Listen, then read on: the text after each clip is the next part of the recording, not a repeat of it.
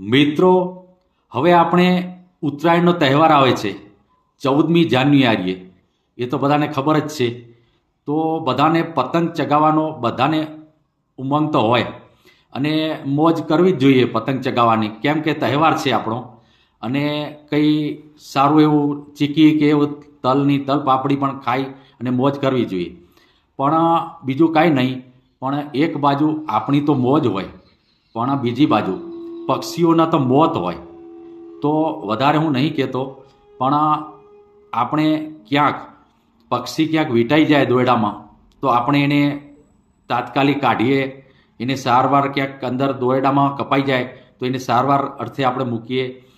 આ બધું કરીએ એટલું સારું, કેમ કે એ પણ પક્ષી છે, એમના પણ બચ્ચા હોય, એમને ખોરાક આપી ના શકે, એ માટે ખાસ આપણે આ વધારે રસ લઈએ.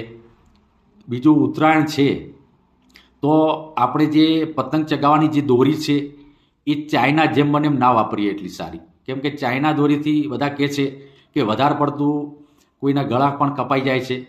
તો આ બધું ના બને એ માટે આપણે એટલું સાચવીએ.